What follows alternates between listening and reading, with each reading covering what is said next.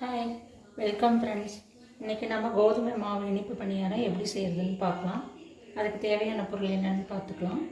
1.5 cup கோதுமை மாவு எடுத்து வச்சுருக்கேன். 1 கப் வெல்லம் எடுத்து வச்சுருக்கேன்.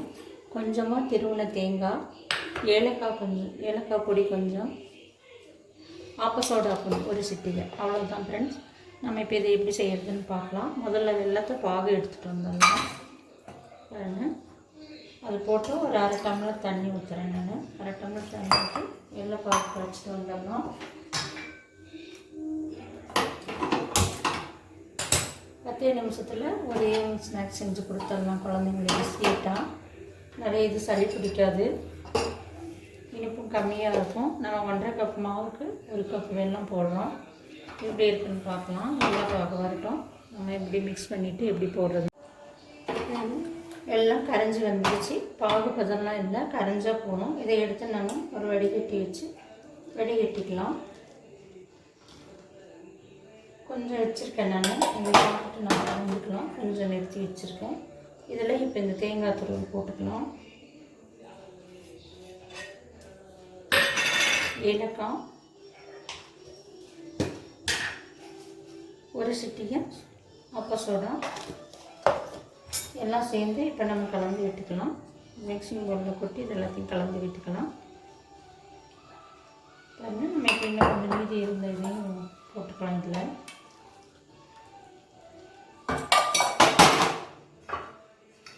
அதுக்கு தண்ணி ஊற்றி வச்சிடலாம். ஹீட் ஆகட்டும். இப்போ இதை நல்லா நம்ம கலந்து விட்டுக்கலாம். நல்லா மிக்சிங் பவுலில் போட்டு நல்லா கலந்து விட்டுக்கலாம். உங்களுக்கு பத்தலை அப்படின்னாக்கா, கொஞ்சம் பதம் கெட்டியாக இருந்ததுனாக்கா நீங்கள் கொஞ்சம் தண்ணி விட்டுக்கோங்க. கொஞ்சமாக ஒரு 1/4 டம்ளர் அளவுக்கு. பாருங்கள், ஒரு வச்சு கலந்து விட்டுக்கோங்க. இப்படி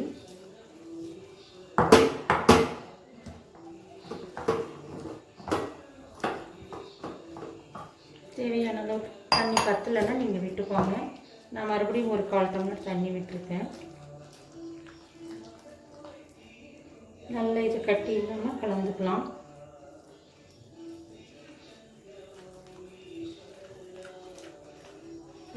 நல்லா கலந்து விட்டுக்கிட்டேன்.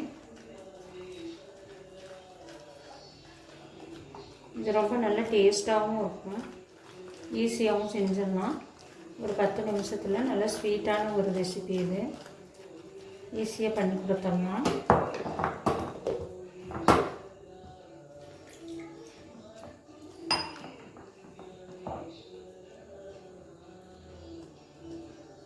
நல்லா இதை கலந்து விட்டாச்சு.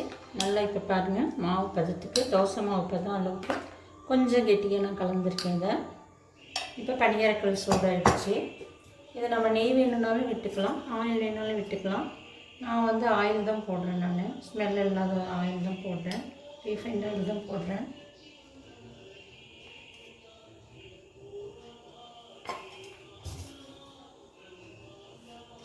நல்லா கல் சூடாகட்டும்.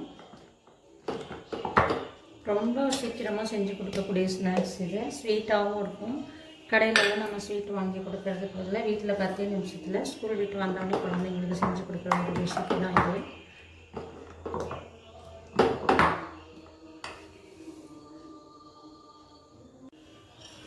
பாருங்கள், இப்போ கல் சூடாயிடுச்சு. நம்ம இப்போ எடுத்து விட்டுக்கலாம்.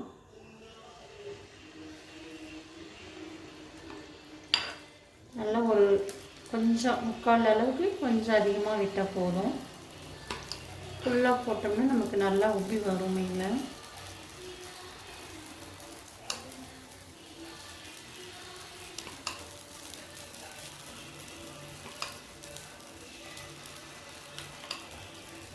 அது ரொம்ப ஈஸியாக நம்ம 10 நிமிஷத்தில் செஞ்சுட்டு இதை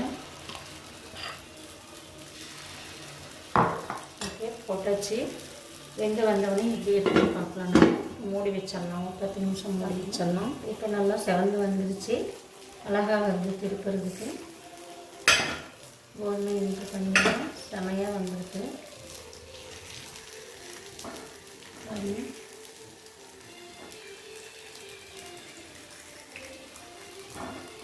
நான் இதில் வேறு எதுவும் மிக்ஸ் பண்ணல.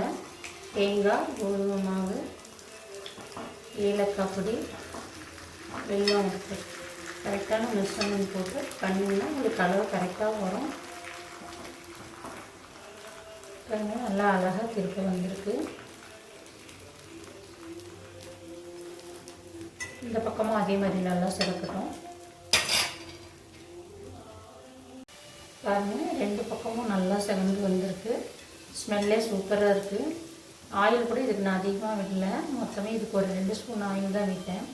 ஆயில் நல்லாவே இருக்குது. நல்லா கிறிஸ்பியாக வந்திருக்கு. நல்லா செவந்து வந்திருக்கு. பார்க்கவே அழகாக இருக்குது. அவ்வளோதான் ஃப்ரெண்ட்ஸ். 10 நிமிஷத்தில் நமக்கு இனிப்பு பணியாரம் ரெடி ஆகிடுச்சு. கோதுமை இனிப்பு பணியாரம் நம்ம எப்படி இன்றைக்கி எடுத்து வச்சு பார்த்துடலாம். அவ்வளோதான் ஃப்ரெண்ட்ஸ், கோதுமை இனிப்பு பணியாரம் ரெடி. எப்படி சூப்பராக இருக்குது இல்லையா? எப்படி இருக்குது டேஸ்ட் பார்த்துடலாங்களா? பாருங்க, ஓ சூப்பராக இருக்குது. ரொம்ப சாஃப்டாக நல்லா மொறுமொறுன்னு இப்படி இருக்குது பாருங்கள். டேஸ்ட் பார்த்துடலாம். ஓ செம டேஸ்ட்டாக இருக்குது. 1.5 கப் கோதுமை மாவுக்கு நான் 1 கப் வெல்லம் தான் போட்டிருக்கேன். நீங்கள் ஸ்வீட் வேணும்னாக்கா இன்னும் அதிகமாக போட்டுக்கலாம். ஆனால் இதுவே அதிகமாக தான் இருக்குது. நீங்கள் உங்கள் டேஸ்ட் எப்படியோ அது மாதிரி போட்டுக்கலாம். ட்ரை பண்ணி பாருங்கள். ஓகே ஃப்ரெண்ட்ஸ், நெக்ஸ்ட் வீடியோவில் பார்க்கலாம்.